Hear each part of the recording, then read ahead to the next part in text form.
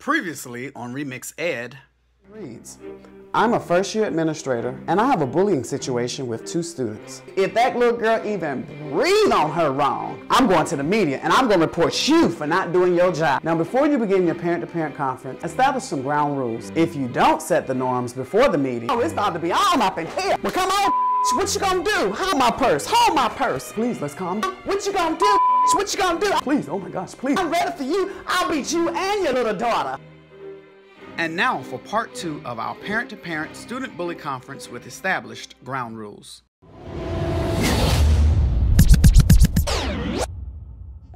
Now that the ground rules have been established, allow both parties to speak uninterrupted while you are listening and taking notes on your bully resolution form.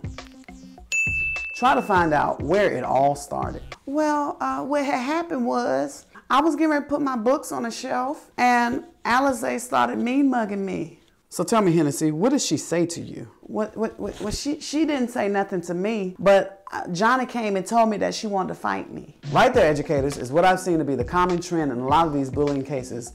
A lot of he say, she say drama. But neither of the students have actually seen or heard each other act negatively towards them. Simply instigators lurking around to start a fight and pump things up, blowing it way out of proportion.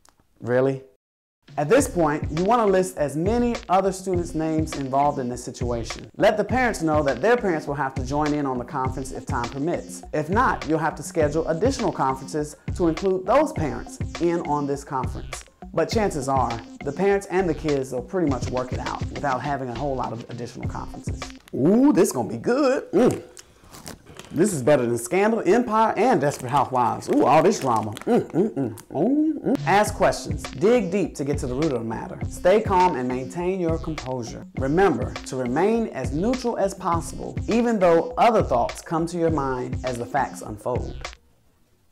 Whew, man, this is a waste of my time. I can't believe I'm wasting all this time on this foolishness. If these kids would have focused on their education as much as they do all this foolishness, we wouldn't even be in here. And these parents, I see why the apple doesn't fall too far from the tree. My gosh, I need to find me another job. Let me update my resume. I ain't got time for this. Ain't nobody got time for this. After both parties have spoken, work together as a team to come up with a feasible solution. Then have both students brainstorm at least 10 things they can do to avoid the situation. Well, I'm just not gonna believe what everybody tells me because, I don't wanna be stuck here again with my mom and Mr. Harrison. I don't wanna be in the office again and have to look at them, so I'm just gonna avoid all of that drama. Have them read their promises out loud, shake hands in agreement that the beef has been squashed.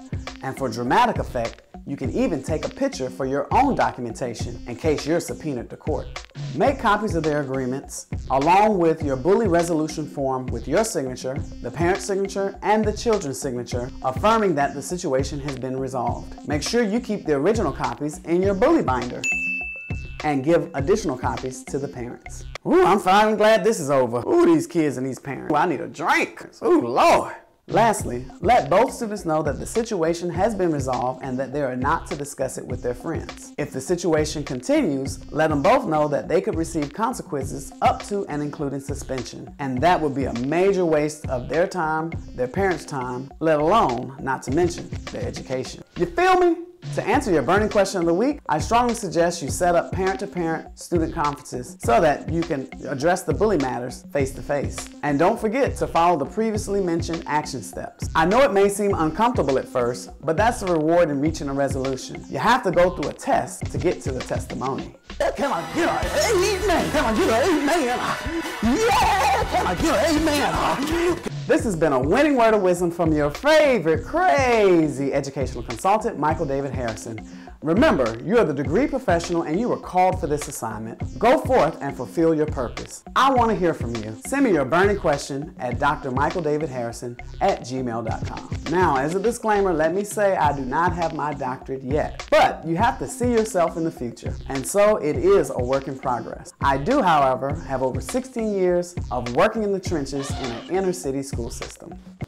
Stay tuned next week for our burning question of the week. Be sure to share this video with all of your educator friends and subscribe to my YouTube channel. Hang in there, and remember, tough times don't last forever, tough people do. Yeah.